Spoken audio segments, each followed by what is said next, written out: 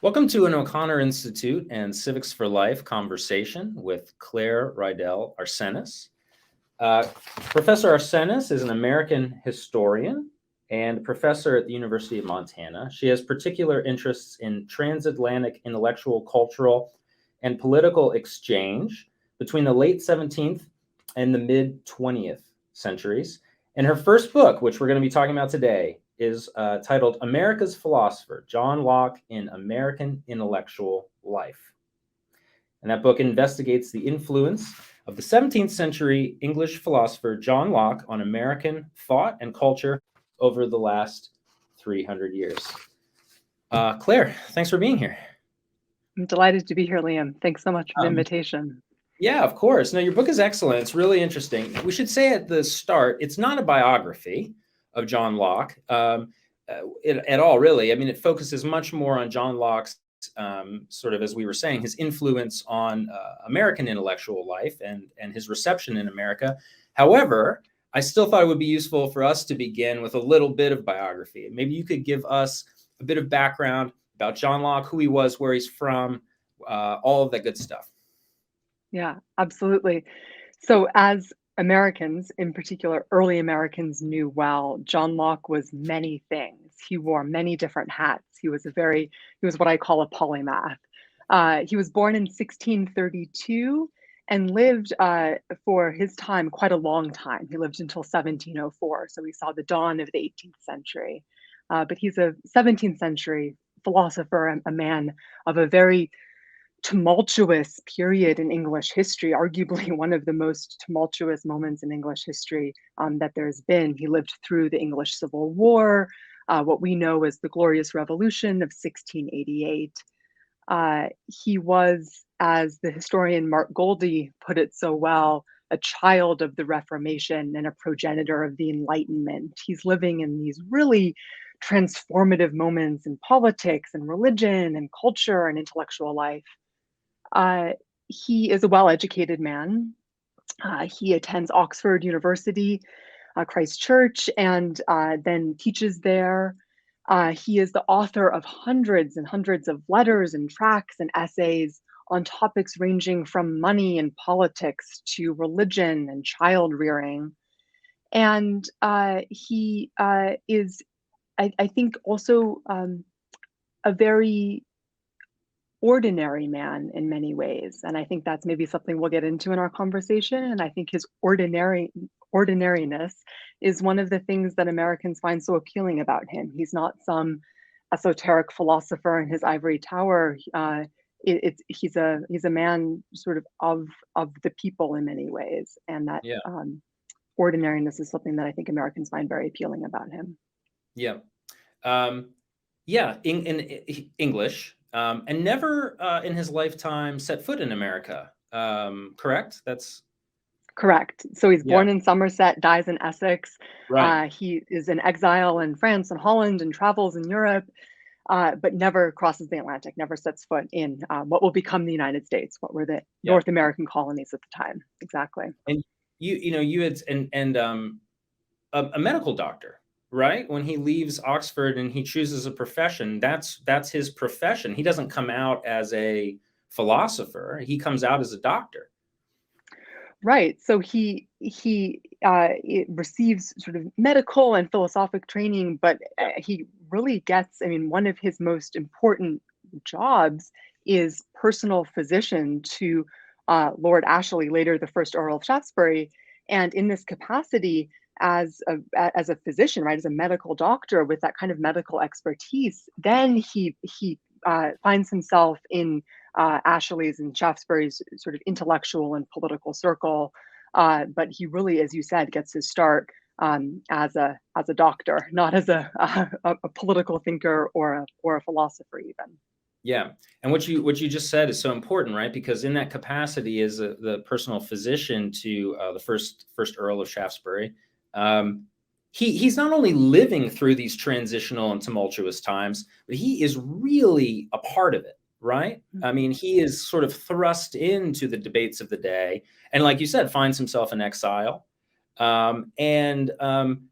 I don't know. Would you say it would be correct to make the claim that a lot of John Locke's political writings, really his philosophy, is generated by his deep involvement in the issues of his time?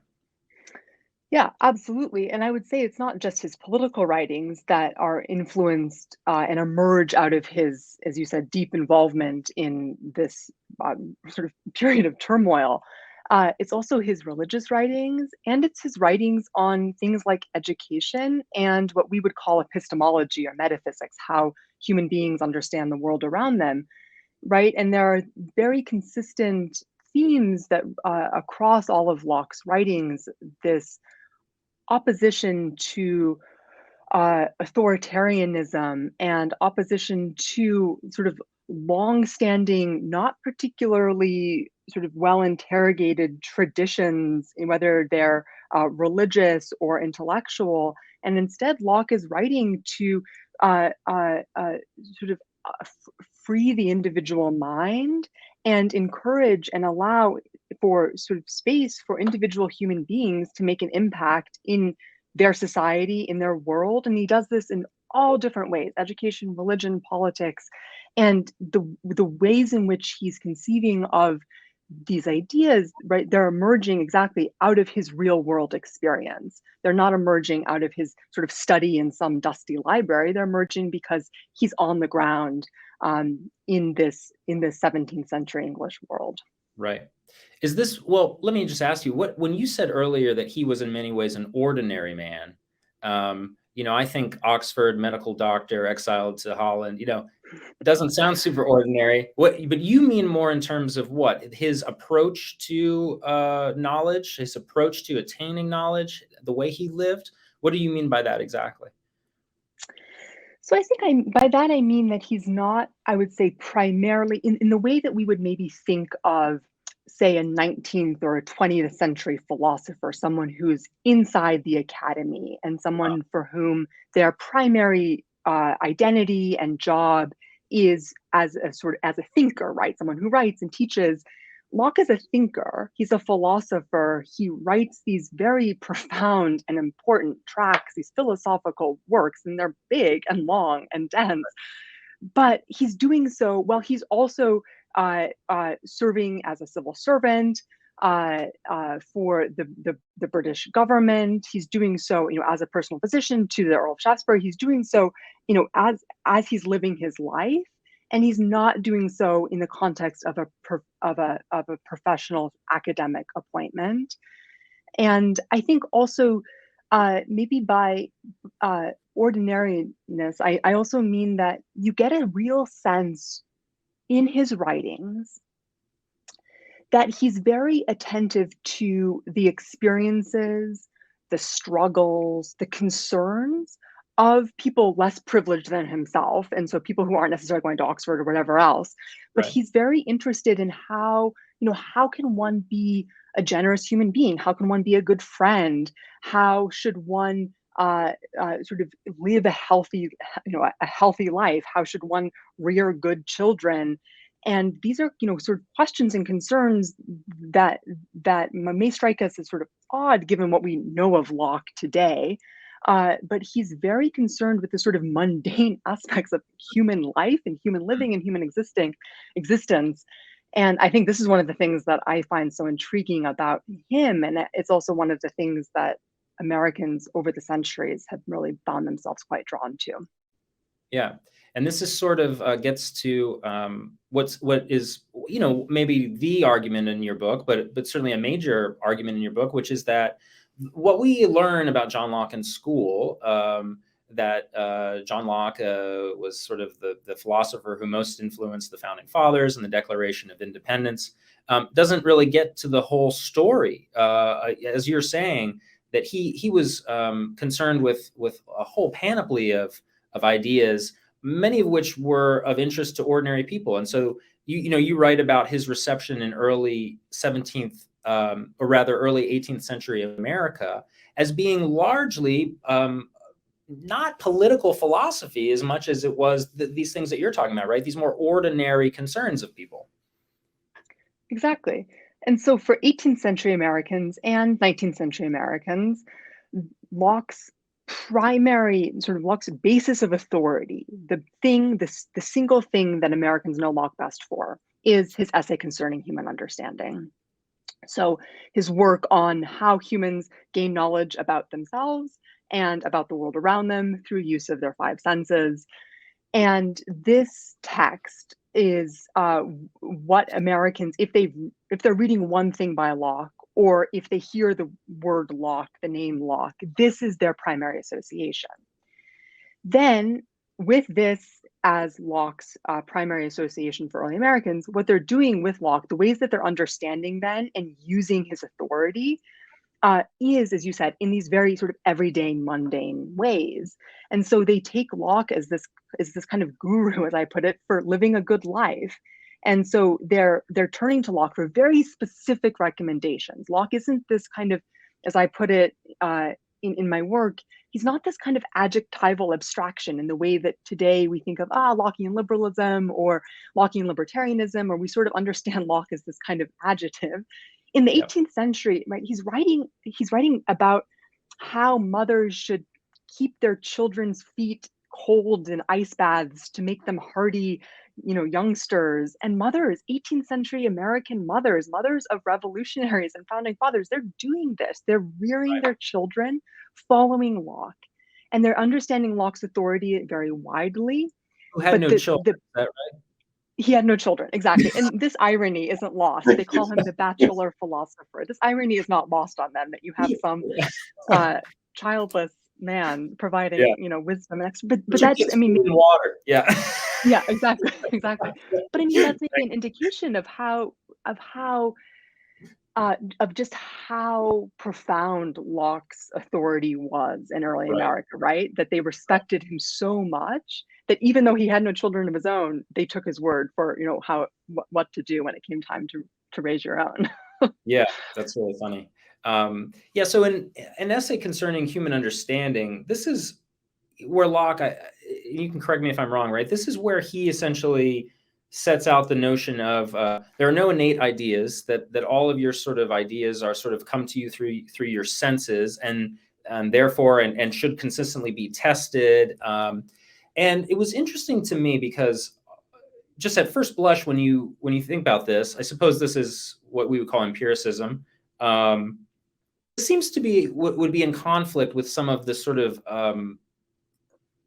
early 18th century American Christian ideas, and yet it wasn't really. Can you talk a little bit more about how those two ideas kind of work together?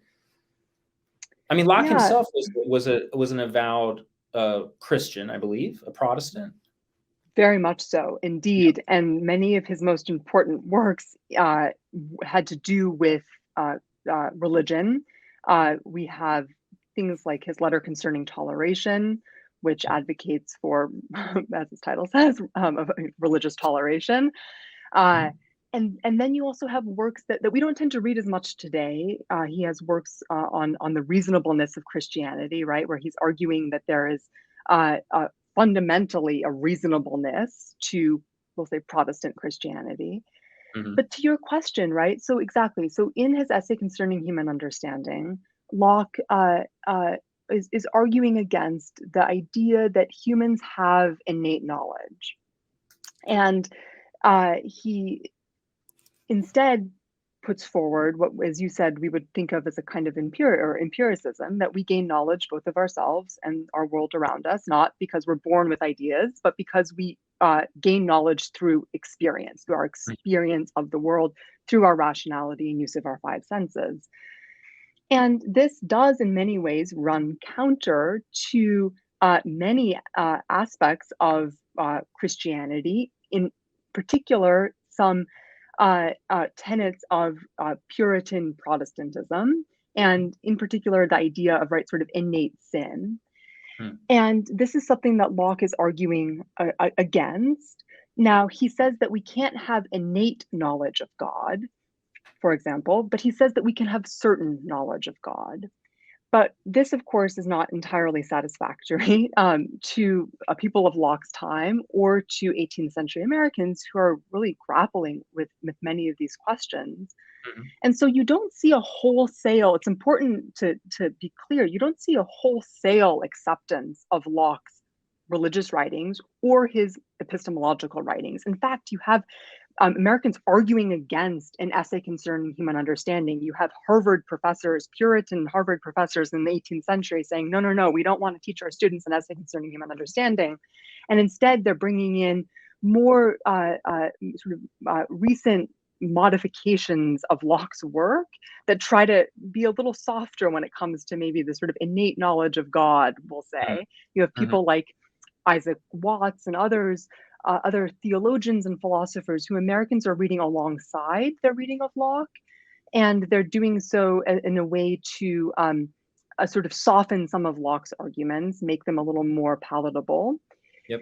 But what I would say, and just one more thing here, is that at the time he's writing in the 17th century, I mean, many of Locke's writings are incredibly controversial, right? He's publishing anonymously. His name isn't attached to, say, his two treatises until after he's dead. Uh, but he at in the 18th century American colonies, Locke becomes decidedly uncontroversial. Over the course of the 18th century, there comes to be a way in which Americans of all different sort of denominations and persuasions can find some common ground in Locke's writings. He's this kind of unifier, even though Yep. he was incredibly controversial in the context of his own day. Yeah. Yeah, and that gets to another thing that you do really well in this book, which is to show Locke's kind of coming in and out of fashion, Mm. his ideas. It's fun. I mean, I think most people think of fashion as being, sure, clothing goes in and out of style, different architectural styles, but ideas themselves can come in and out of fashion.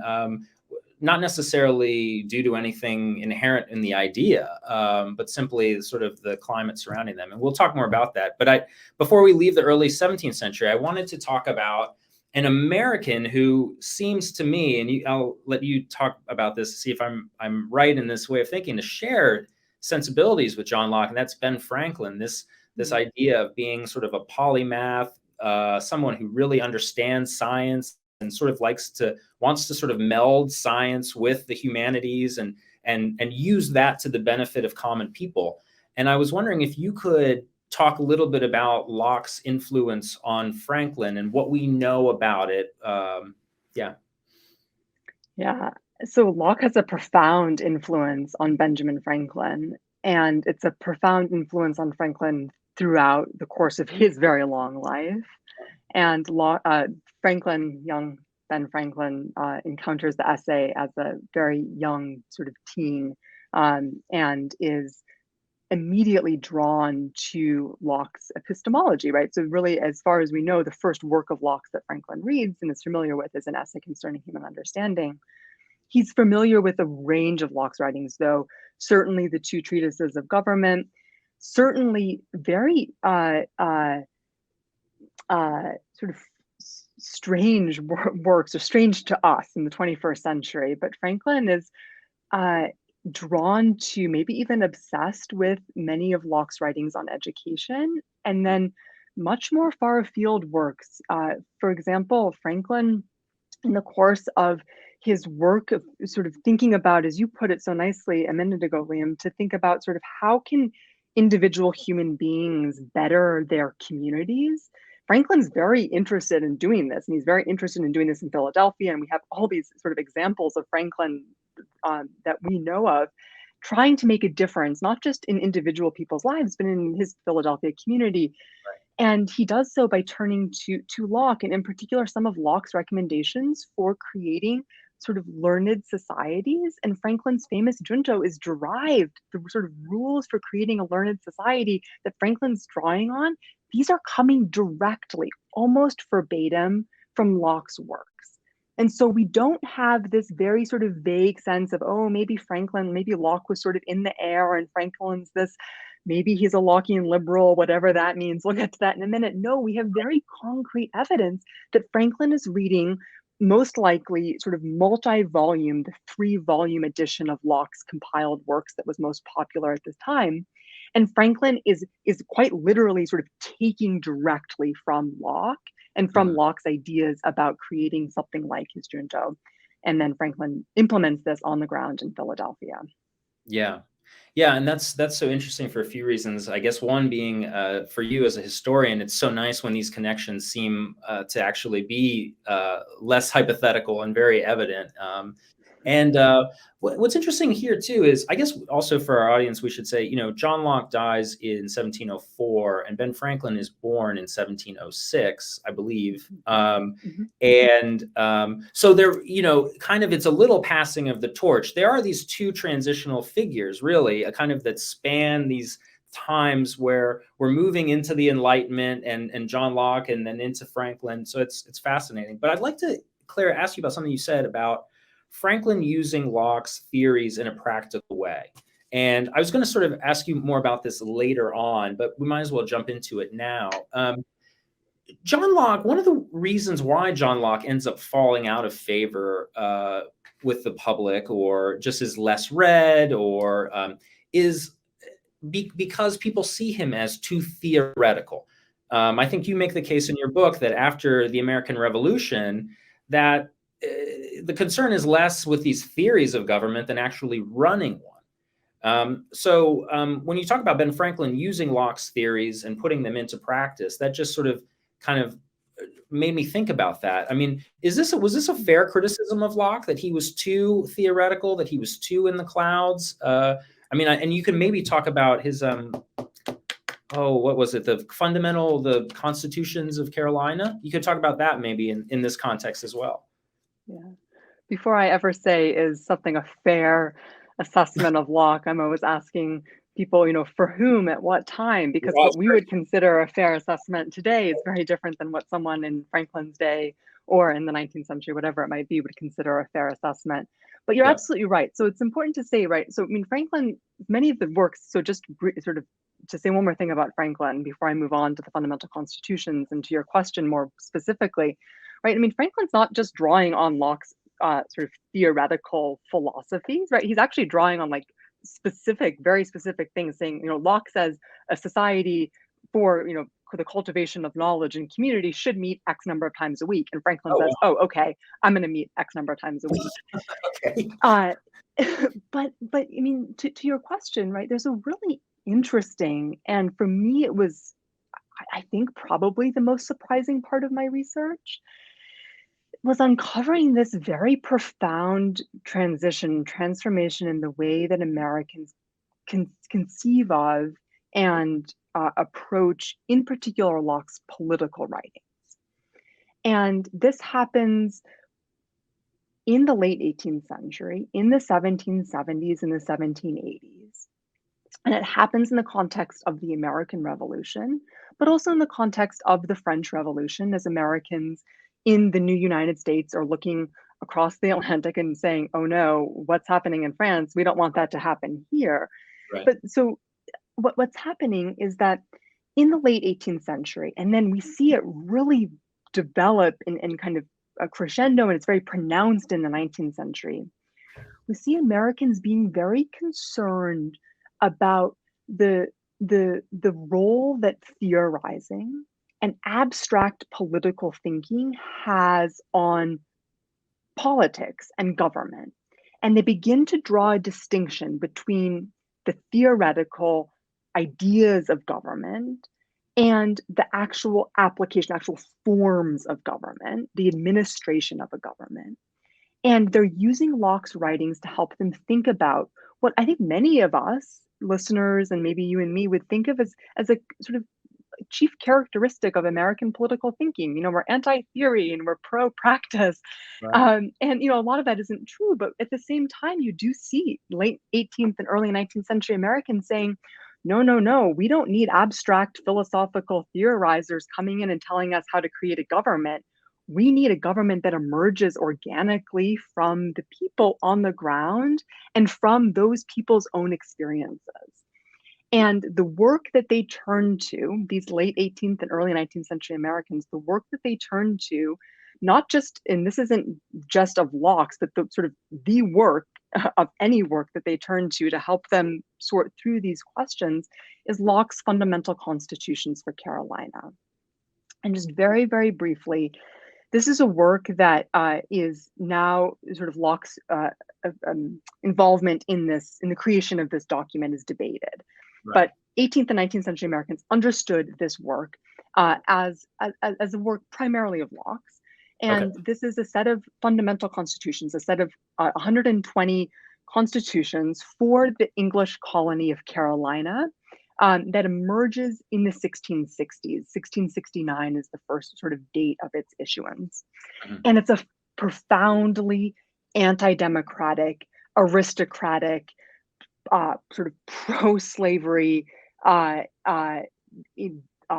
document and plan of government being put forward by the Lords Proprietors of the Carolina colony in England in the 1660s. And Locke is the personal secretary and physician for one of the Lords Proprietors, Lord Ashley, later the Earl of Shaftesbury. Right. And so in the 1660s, Americans understand that Locke was somehow involved in creating this plan of government for the Carolina colony. It's this total disaster. It never is actually implemented. And it's a sore point for Carolinians for many, many, many centuries, that their first plan of government, in contrast to some of the other charters of other North American colonies, that this plan of government was such a failure. And it's known as a failure and a disaster. And Locke created it, or at least Americans are understanding Locke as having created it. And so in the 18th and 19th centuries, Americans are turning to the fundamental constitutions, and they're using this text to help them think about the shortcomings of abstract thinking, of someone who's not on the ground in Carolina coming up with a really shoddy plan of government for this colony. And instead they're saying, look at what Locke did. Even someone as wise and as brilliant as Locke, look, he couldn't do it. It was terrible. What we need is government emerging, of and for the people on the ground. Those Americans who were in Carolina, they're saying, should have created their own government. Now, what's interesting, right, is that when someone, say, like George Bancroft, prominent 19th century historian of the United States, when Bancroft is thinking about Locke as an American lawgiver, as he puts it, he's thinking of the fundamental constitutions. Americans today, I don't think, read the fundamental constitutions or think about them very often. Right. So when we think about Locke as a political thinker, right, we think of his two treatises, especially the second treatise. 18th and 19th century Americans, they were thinking of the fundamental constitutions of Carolina and how bad it was. Right. And this tarnishes Locke's political reputation, but at the same time, it also provides, it's very much in line with the ways that Americans are using Locke, which is that they're really engaging with him, and they're taking this text as a really good example of what not to do, as this kind of negative example. So we have Locke as the positive exemplar, and then we actually have Locke as the negative exemplar. And in particular, this is Locke, the negative exemplar, as a political theorizer and a creator of government. Well, how do you, as a scholar, Claire, how do you square those two different Lockes? It's a little like Jekyll Hyde. Like, why are these documents seemingly so at odds? If is this a product of not necessarily knowing how engaged Locke was in the documents, the fundamental constitutions, where he was essentially writing these to the extent that he did on behalf of a bunch of earls who, or lords or whatever? Is that the idea? Like, this wasn't really Locke's political philosophy at work. We could say that now in the 21st century, although in the 19th century they may have thought differently. Right. So I think you put it very nicely just there, right? So I mean, this is not a work of Locke's, even if he was involved in its creation to some extent. And that's, I think, a very sort of live, ongoing scholarly conversation. What I'm interested in is, right, the sort of second part of what you said, which is, how did 19th century Americans sort of grapple with this paradox? And in some ways they don't. And it's always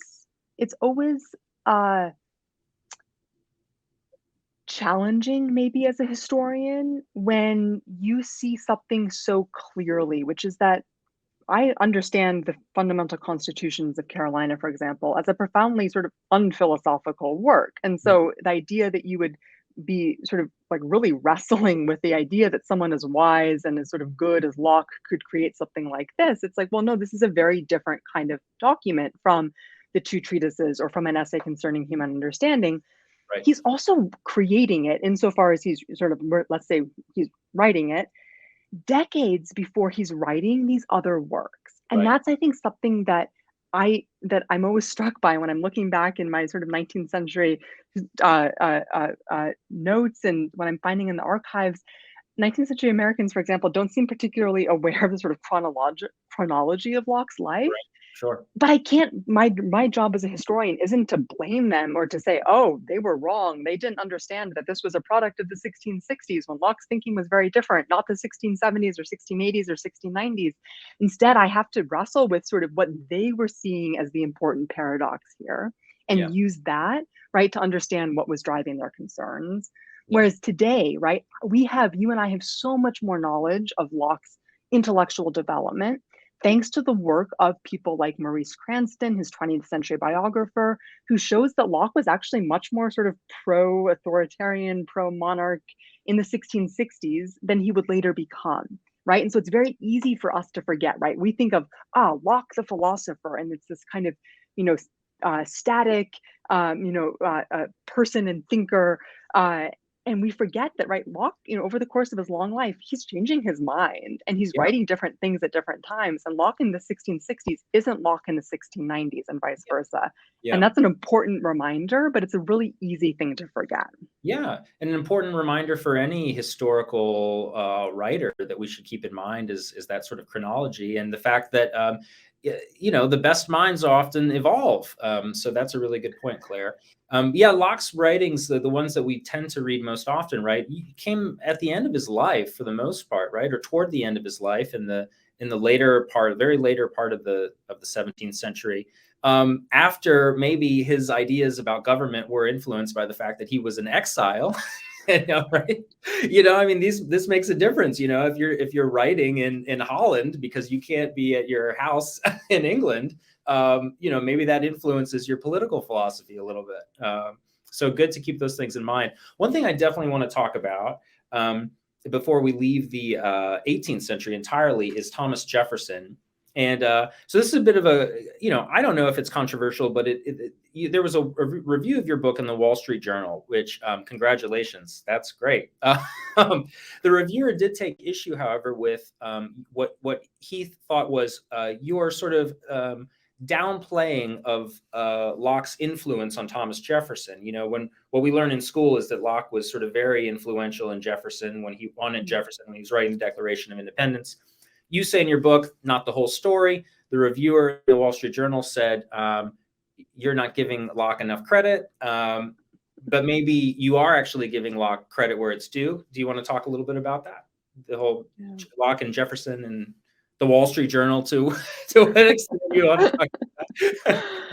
No, I think it's a good question. And so I think the first thing I'll say, and perhaps the most important thing, is that Locke has a profound influence on Jefferson, and Locke has a profound influence on the founding fathers, and is a profound influence, we'll say, in the revolutionary period and the founding era as a whole.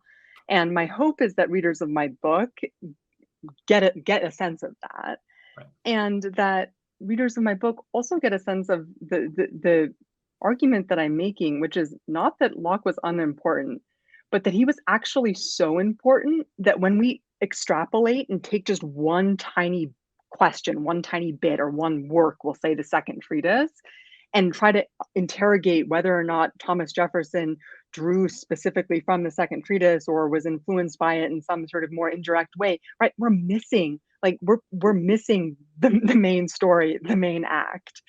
And I think that's it's a challenging case to make, I think, particularly given Americans' present day attachment or rejection, right? So it's not that it's a very live controversial question, we'll say, of to what extent Thomas Jefferson was influenced by the Second Treatise or Mhm. not. And in some ways, it's a perfectly fine question to ask, but it's not the most interesting one because it misses what it would have meant to have been influenced by the Second Treatise, we'll say, in the context of the 18th century. So what Mm, do I mean by that? Right.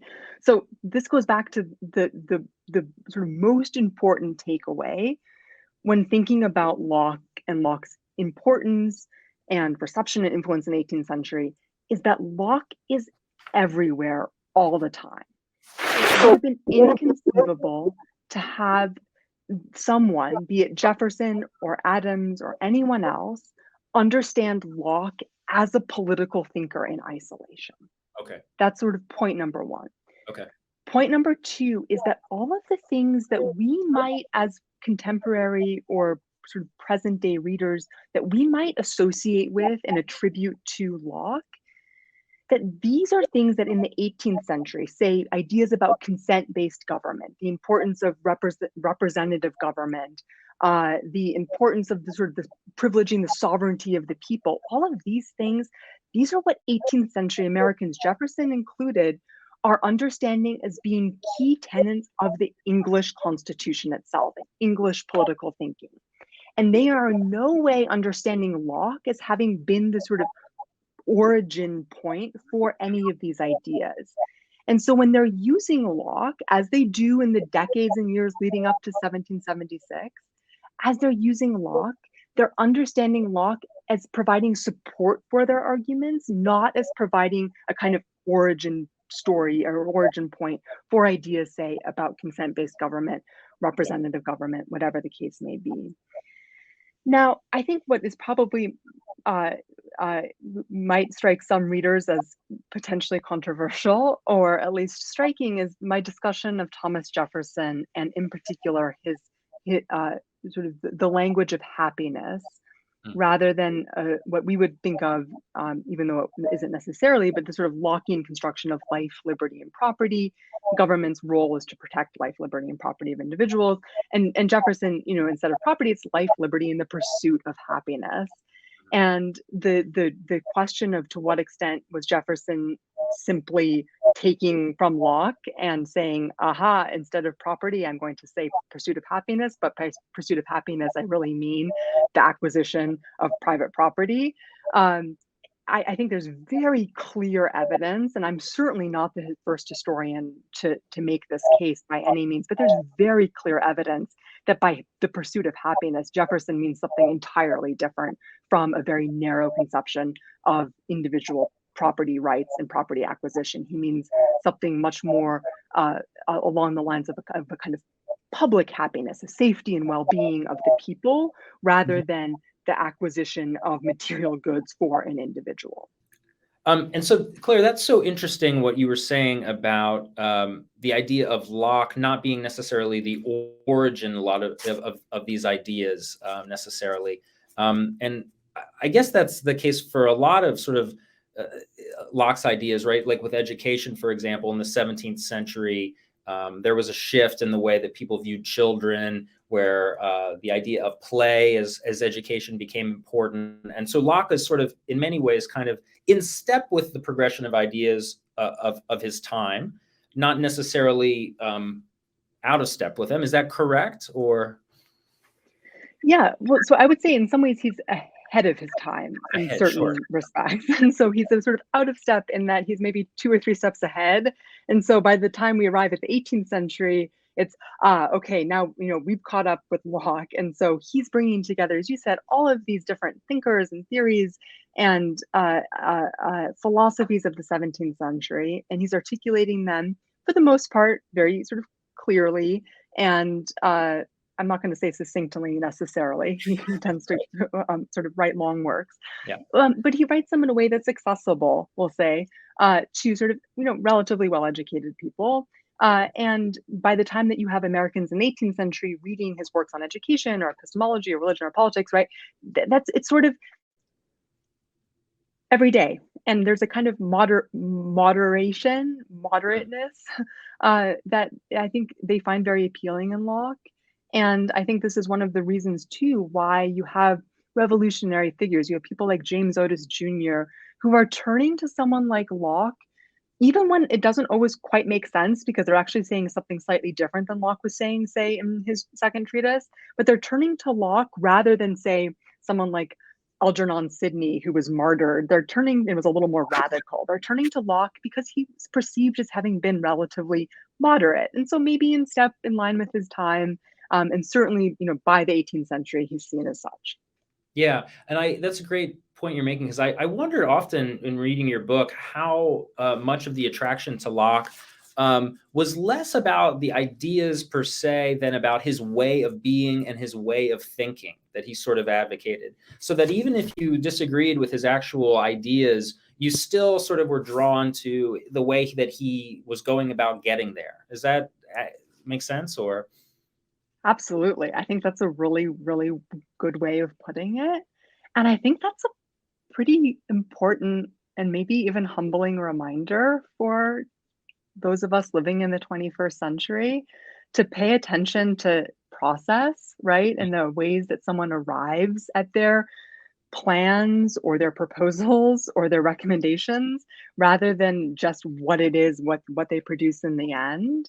yeah, And we see, I mean, 18th and 19th century Americans are very aware of this. One of the examples that I think I talk about in my book is in the 19th century, Americans are quite frankly obsessed with following Locke's model for uh, creating a commonplace book, which is essentially a kind of personal journal for keeping track of one's readings.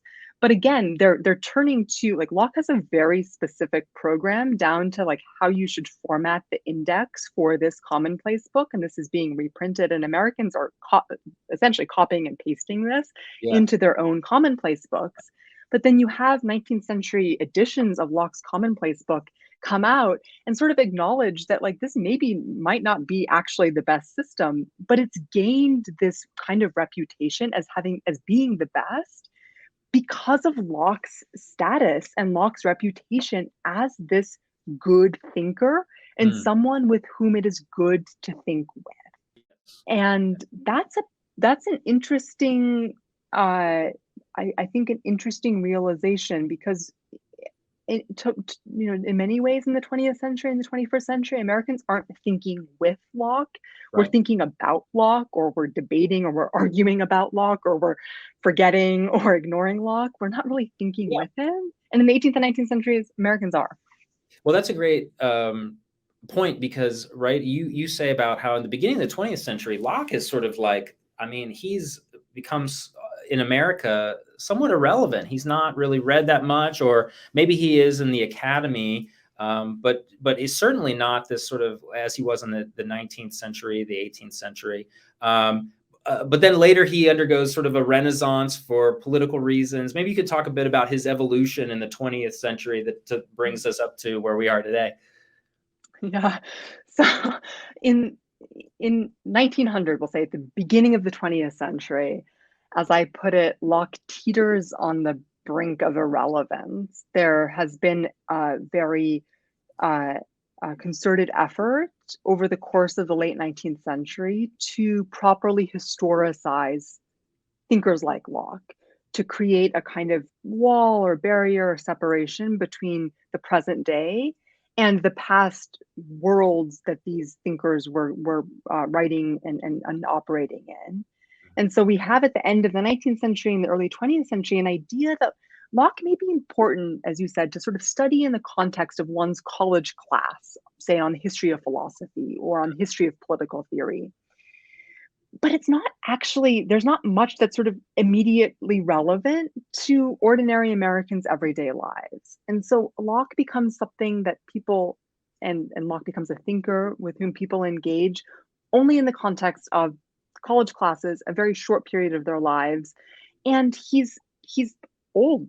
He's, something, he's a sort of a product of the 17th century. There have been now centuries worth of new philosophies, new thinkers. You have American pragmatism. Um, Right. you have sort of modern, we'll say, social science. Mhm. And all of a sudden, Locke's thought experiments, his attachment to something like the state of nature or the social contract, these are seen as having been sort of hokey 17th century, ideas. And no, we are good sort of modern social scientists, and we understand that this isn't actually how government originates. Government originates organically through the people rather than a kind of sort of social construct of consent.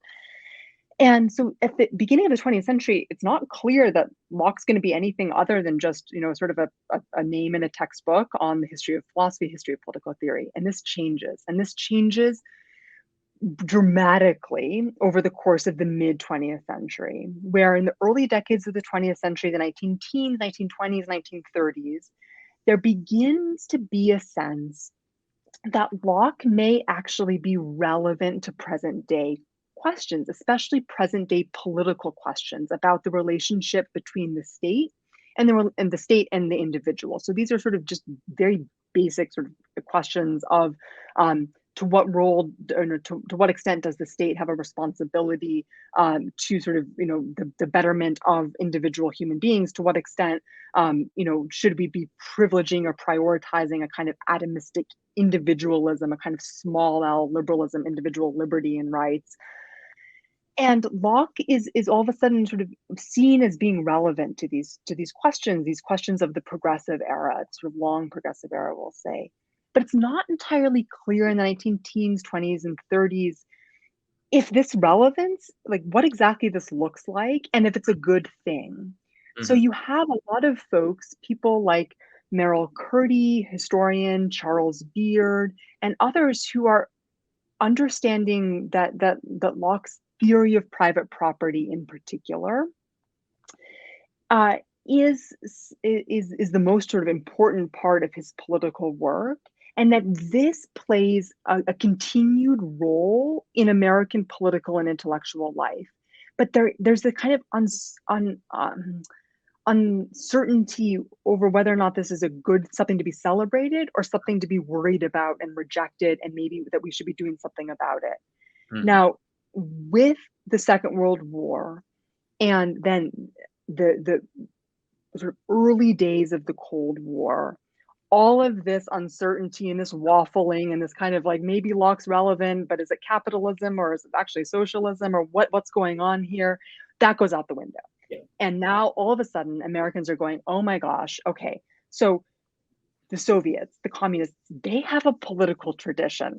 Right. They have Marx, they have Lenin, they have something that sort of provides a foundation Yeah. for their way of thinking, their political beliefs.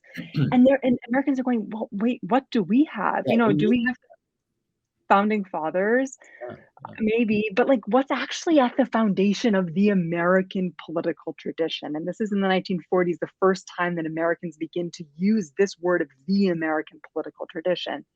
And they say, oh, we have Locke. Mm. We have, representative government and importance of private property, Christianity. These are all of the things that we find sort of in Locke that make us unique Mm. and exceptional, and that Americans' continued and continual attachment to Locke is what sets us apart from those societies that are falling in their eyes to totalitarianism, communism, fascism, etc. And Locke undergoes this really profound transformation in the 1940s and 1950s into, I think, the Locke that is most familiar and most recognizable to Americans today. Someone whom we're very comfortable saying, okay, sort of, Lockean liberalism. Okay, Right. we understand, basically that's, a sort of privilege of individual rights and liberties, and we understand the kind of package of concepts associated with that, and that emerges only in the mid 20th century in the context of these greater geopolitical struggles, Mhm. and it doesn't emerge before that, and then it becomes controversial in the late 20th century. But I don't want to go on too long here. Yeah. No, no, no, that's helpful. The, well, let's talk about that. I mean, when does it become controversial in the late 20th century? So it becomes controversial really at the same time, very shortly after you have this kind of liberal consensus over regarding Locke's importance for the American political tradition. But what I think many listeners may find interesting or surprising, or at least I did, was that some of the very early uh, and the most important pushback against Locke as the standard bearer of sort of the American political tradition. This is coming from the right. This is All coming right. from Yeah. conservatives. It's Hmm. coming from people like Leo Strauss and Russell Kirk in sort of different ways, and Wilmore Kendall. And there's a cohort of conservative political philosophers and political thinkers in the sort of mid to late 20th century, 1950s, 1960s, 1970s, who are pushing back against what they see as an American obsession with um, sort of a kind of atomistic individualism, an idea of sort of, every like there is no sort of guiding, like deep, Yeah. abiding principle in American intellectual life. Like like And they like freedom without tradition, or freedom without, is that what you're ex- sort of getting at? exactly this kind of anything goes mentality. Yeah. And they're saying that this emerges from sort of Americans' uh, obsession with and attachment to Locke, who they see in many ways as providing the sort of starting point for a break with this sort of ancient tradition. With provides Locke provides a kind of break from this ancient tradition to a sort of more modern, anything goes, relativist, Yeah. atomistic, individualist political philosophy. And so Mhm. they're pushing back on Americans' attachment to Locke, on Locke himself, and then they're joined by, and this is also, I think, very interesting for me as well, they're joined by a cohort of historians, American historians, writing in the 1970s and 1980s, who are all of a sudden looking back to the founding era in particular. And they're saying, maybe someone like Locke and sort of other so-called small L liberal thinkers weren't the most important influences on the American founders. And instead, the American founders are being influenced much more by sort of a Republican tradition with sort of attention to civic and sort of virtue. And they're turning Mm. to sort of Republican thinkers. But in arguing against the kind of Locke, so-called Lockean origin stories of the American founding moment and the American political tradition, they actually end up cementing Locke to this American political tradition and this Right. American founding moment much more even than he was in the 1950s and 1960s, because now all of a sudden they're saying, in arguing against it, they have to make Lockean liberalism a thing. And this is something Yeah. that, for example, the historian Daniel Rogers has traced very nicely. But there's this sort of profound pushback against the Lockean political tradition in the 1960s and 1970s, but the outcome is actually a stronger and more sort of devoted, or we'll say clearer understanding that Locke somehow was central to and integral for the American political tradition. Yeah. No, that's fascinating. I know, Claire, that so you're sort of trained in in the classical tradition, right? You were a classicist, I guess. Was that your major undergrad?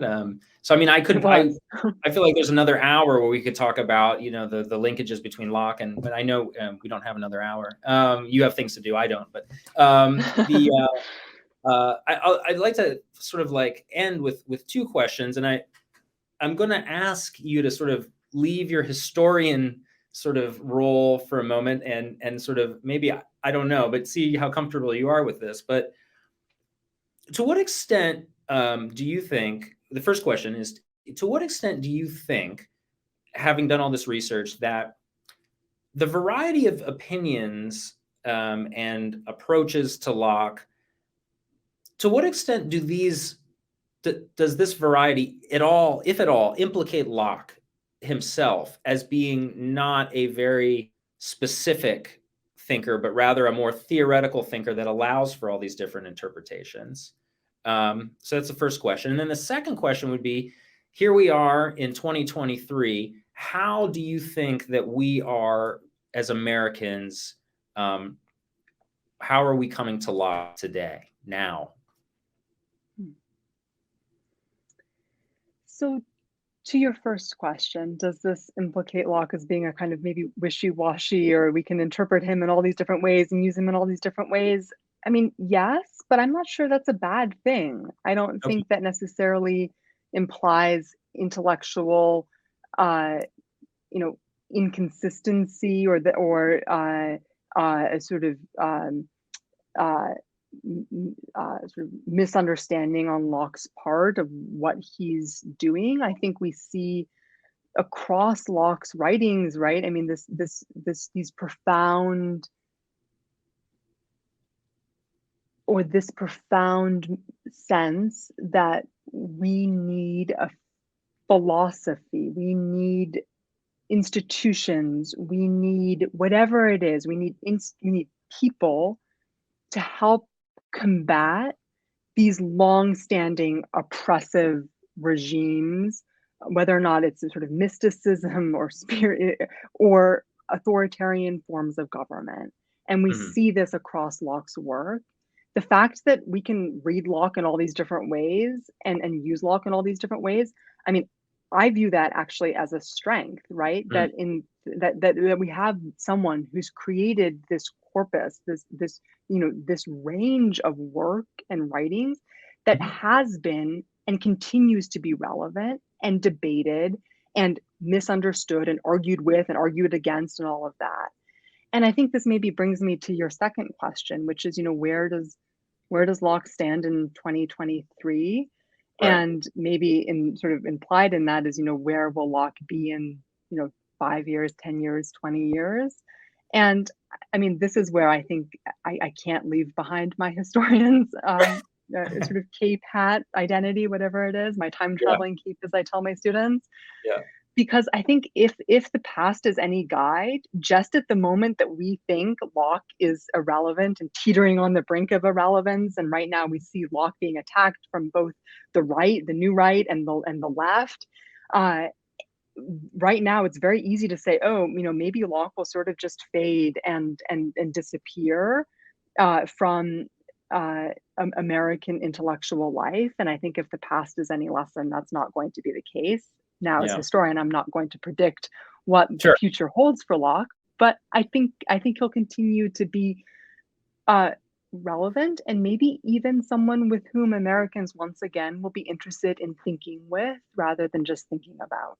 Yeah, that's a good point. And as we were saying earlier, beyond the ideas, there might be something in Locke's sensibility of how he got to the ideas, how he tests his own ideas, how he's constantly sort of evaluating ideas. There might be something in that that we could all sort of benefit from at this moment, I would think. Claire, thank you so much for spending time with us. Your book is excellent. It does such a wonderful job of showing the evolution of Locke and how we view him throughout time. That's such a great, and I know it's sort of it's an academic work, but it reads as if, I mean, anybody could pick it up and gain something from it. It's well written. It's wonderful. So thank you for Thank writing it, you. and thank you for spending some time to talk with us today. Thank you so much. I so appreciated it.